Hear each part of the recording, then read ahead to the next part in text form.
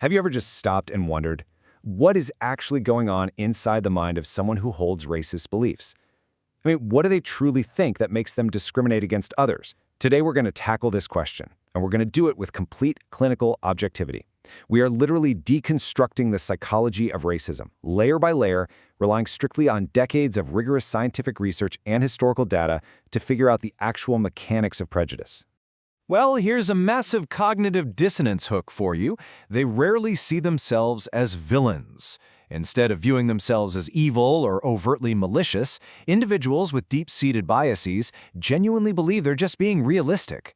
They tell themselves they're simply protecting their group, or, just stating the obvious facts. It's a profound, incredibly powerful mental blind spot. Welcome to today's Explainer. I am super excited to guide you through this complex but absolutely fascinating topic.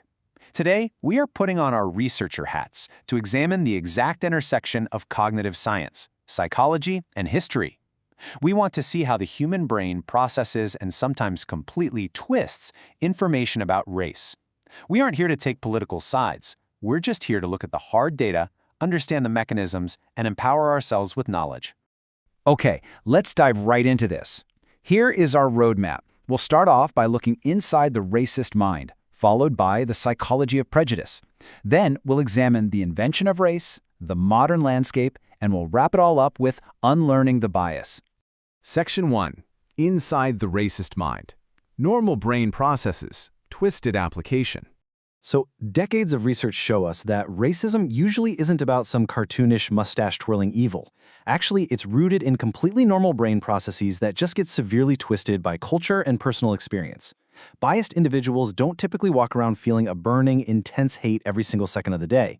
Instead, they rely heavily on mental shortcuts, stereotypes.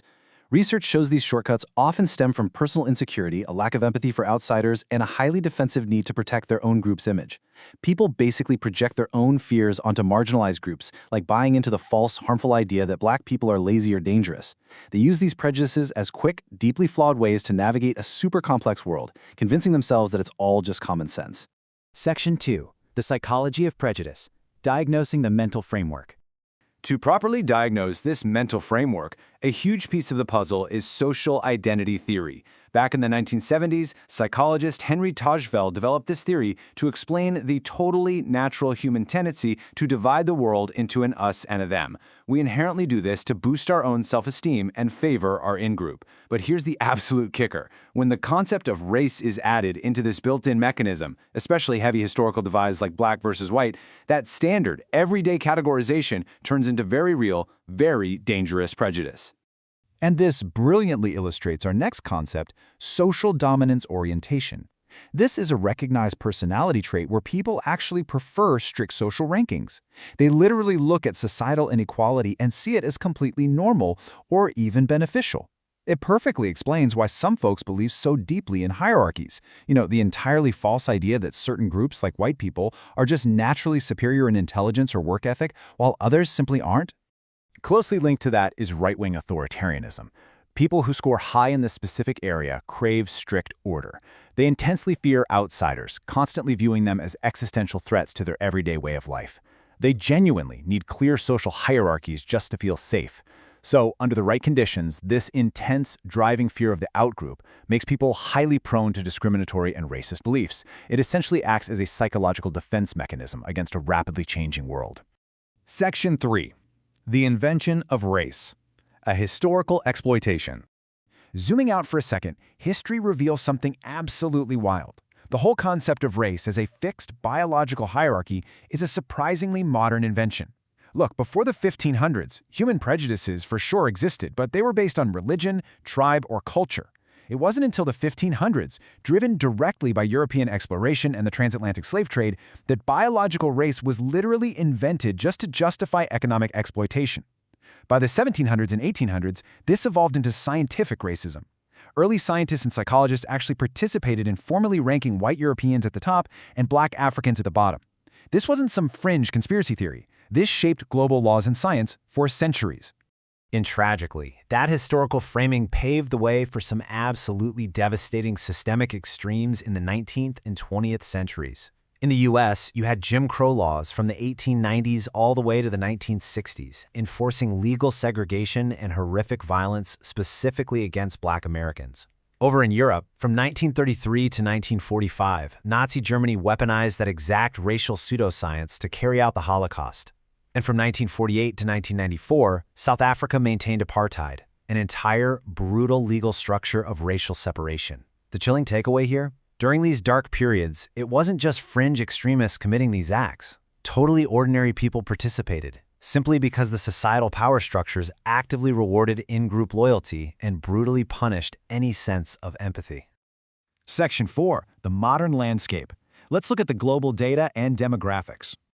Now, what's really interesting when we look at the data today is this specific number, 34%. According to a massive 2025 Pew Research study spanning dozens of countries, a global median of 34% of adults explicitly state that racial or ethnic discrimination remains a very big problem right now. Breaking down that global survey paints a really complex picture. The regions showing the highest concerns about discrimination include Sub-Saharan Africa, Latin America, Turkey, India, and parts of Asia. And this global concern actually stems from biases that take root incredibly early on. Get this, research shows that babies display preferences for their own race by the time they are just 3 months old. But listen, this isn't biological destiny. It's based purely on their environment and the faces they see around them every day.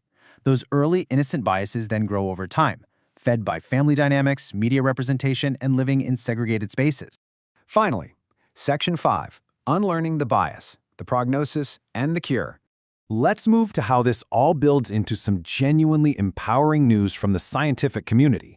Because racism is learned, because it's just a habit built on ancient survival wiring for coalitions and threats, it is highly malleable. It can absolutely be unlearned. The single most powerful tool we have against prejudice is called the Intergroup Contact Hypothesis. And this isn't just a nice idea. It's backed by over 500 distinct psychological studies. It essentially proves that direct contact between people of different races, especially when they're working together toward a common goal, actively decreases anxiety, it raises empathy, and it causes those lazy mental shortcuts, those toxic stereotypes, to completely lose their power.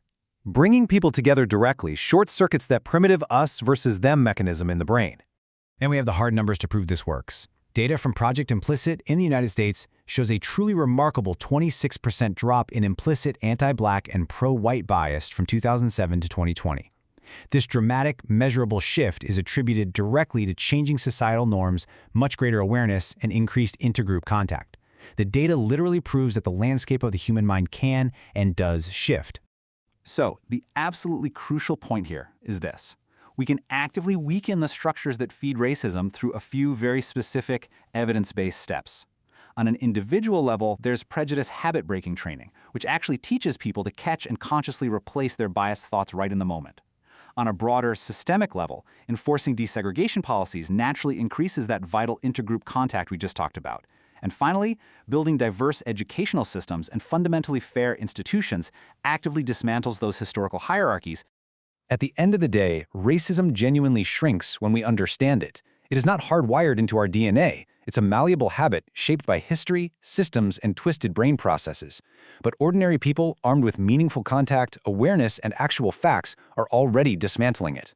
So I want to leave you with this final provocative thought. What do you think happens in the racist mind now that you know the actual science behind it? Think about how understanding these specific mental mechanisms can completely change the way we interact with the world around us. Thank you so much for joining me on this explainer today. Keep learning, and I'll catch you next time.